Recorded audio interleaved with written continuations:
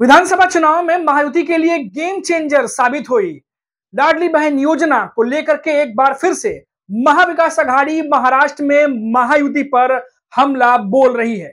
जी हाँ दोस्तों, बड़ी खबर आ रही है और आपको बता दें कि पहले ही ये खबर आ चुकी है कि 8 लाख लाडली बहनों को सिर्फ 500 रुपए दिए जाएंगे, जिन्हें पीएम जो किसान निधि है उसके तहत जिन्हें लाभ पहुंच रहा है।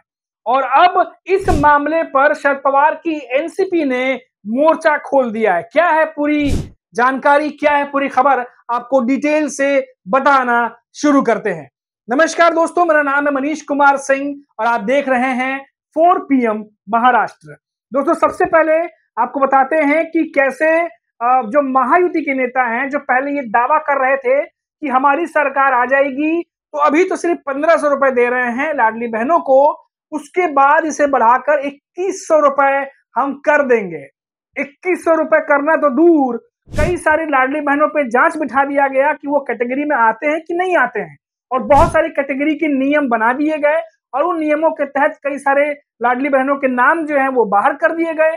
और तो और अजीत पवार ने जब विधानसभा का बजट सत्र चल रहा था उस दौरान भी 46,000 करोड़ से घटाकर 36,000 करोड़ रुपए जो है वो जो धन है उसको कर दिया गया था, जो बजट है।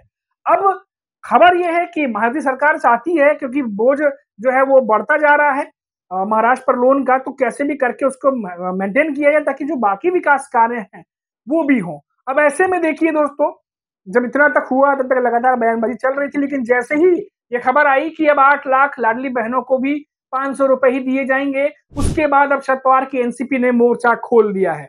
आपको बताते हैं कि रोहिणी खडसे, जो कि शरद पवार की एनसीपी के नेता हैं, उन्होंने क्या कहा है इस मुद्दे पर। आपको बता दें कि रोहिणी खडसे ने कहा कि सरकार को घेरा है और कहा है कि बहुमत के लिए प्रस्ताव रखा और फिर 420 के साथ सरकार बन गई। खडसे ने सोशल मीडिया पर लिखा है कि महायुति ने सत्ता में आने के लिए कई हथकंडे अपनाए और अपनी प्रिय बहनें समेत पूरे राज्य की जनता को धोखा दिया।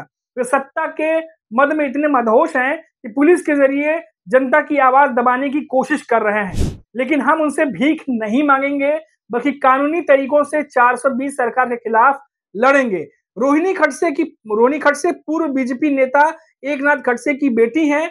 वो शरद पवार की पार्टी की महाराष्ट्र की प्रदेश इकाई की महिला मोर्चा की अध्यक्ष है। तो अब देखिए दोस्तों, रोहिणी खडसे ने मोर्चा खोल दिया। इससे पहले कांग्रेस भी काफी ज्यादा आक्रामक थी और आपको बता दें कि महाविकास अघाड़ी के तमाम नेता जो हैं इस मुद्दे पर बीजेपी और महायुति सरकार को घेरे में लिए हुए हैं। और कांग्रेस जो है, उन्होंने जब हमला किया था तो उन्होंने क्या कहा था वो भी आपको बताता हूं कि पूर्व प्रदेश प्रमुख थे नाना पटोले, उन्होंने 2 दिन पहले ही लाडली बहन योजना को लेकर सरकार पर निशाना साधा था और कहा कि महिलाओं को 21 रुपए देने का वादा किया गया था, लेकिन केवल 500 रुपए ही दिए जा रहे हैं। उन्होंने सरकार पर विश्वासघात करने का आरोप लगाया और कहा कि विकास के लिए पैसे की कमी का बहाना बनाया जा रहा है।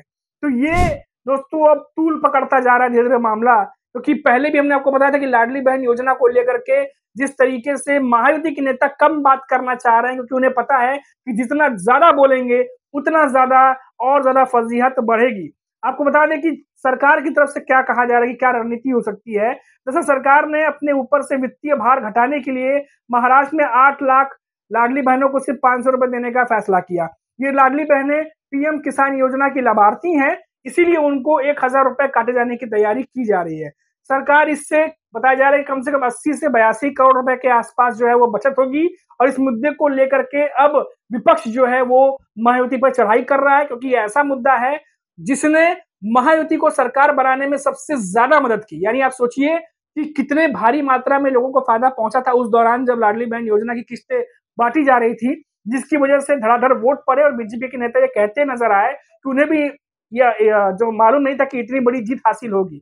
और जो जितने भी जानकार थे, हालांकि ईवीएम वाला मामला जो थोड़ा कंट्रोवर्शियल था, विवादों में था, लगातार महाविकास अघाड़ी के नेता सवाल खड़े कर रहे थे, उनको हम साइड में भी कर दें फिलहाल, तो भी गेम चेंजर साबित हुआ था ये स्कीम।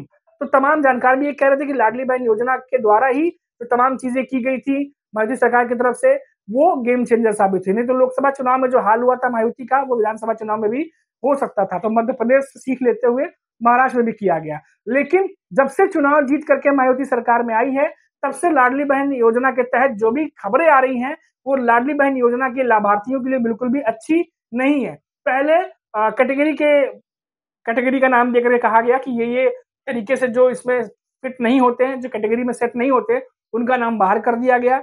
उसके बाद जो बाकी बचे उनमें से कहा गया कि अगर पीएम किसान निधि में उनको किसी तरीके से फायदा मिल रहा है तो उनको भी 1500 नहीं बल्कि 500 ही मिलना चाहिए। तो 8 लाख करीब बताया जा रहा है कि संख्या वो वहां कम हो गई। तो धीरे धीरे से कम करके जो महाराष्ट्र सरकार पर बोझ है उसे कम करने की कोशिश की जा रही है फाइनेंशियली, ये खबर आ रही है। अब क्योंकि महाविकास आघाड़ी ये बात जानती है कि इस मुद्दे पर मायावती फंस रही है, पहले जो वादे किए गए वो वादे अब हो नहीं रहे हैं, तो लपक लिया है महाविकास आघाड़ी ने इस मुद्दे को। और कांग्रेस के साथ साथ चाहे वो उद्धव ठाकरे की शिवसेना हो, चाहे शरद पवार की एनसीपी हो, सभी जो है इस मामले पर अब महायुति सरकार पर हमलावर है। हालांकि बार बार आप चाहिए महाराष्ट्र के जो देवेंद्र फडणवीस है, सीएम है, उनके बयानों को देखिए, चाहे डेप्यूटी सीएम है एकनाथ शिंदे, उनके बयानों को देखिए, अजीत पवार के बयानों को देखिए। जब चुनाव चल रहे थे उस दरमियान ये कहा गया था कि ये योजना चालू रहेगी, जबकि हमेशा महाविकास आघाड़ी के नेताओं ने ये बात कही कि आगे चल के ऑडिट किया जाएगा और ये सब कुछ चुनावों को देखते हुए किया जा रहा है। और अब जो है दोनों की ही बातें सही है। लाडली बहन योजना शुरू तो है लेकिन वो पहले ऐसी नहीं लग रही है, और दूसरी तरफ जैसा महाविकास आघाड़ी के नेता कह रहे थे बिल्कुल वैसा ही होता दिखाई दे रहा है। तो अब ये मामला और कितना आगे तूल पकड़ेगा। जिस तरीके से हमने आपको बताया कि रोहिणी खडसे ने जिस तरीके से सोशल मीडिया पे पोस्ट किया है, जिस तरीके से बयानबाजी की है, नाना पटोले ने जिस तरीके से सवाल उठाया है, अब महायुति के सरकार में शामिल नेता इस पर क्या जवाब देंगे वो तो देखने वाला ही वक्त होगा। और साथ ही साथ जो घटनाक्रम अभी घट रहा है, क्या इसका कोई नुकसान या फायदा आने वाले दिनों में यानी कि निकाय चुनाव में या बीएमसी चुनाव में देखने को महाराष्ट्र में मिलेगा, ये भी अपने आप में बहुत बड़ा सवाल। अभी के लिए इतना ही। आप देखते रहिए 4 PM महाराष्ट्र। नमस्कार।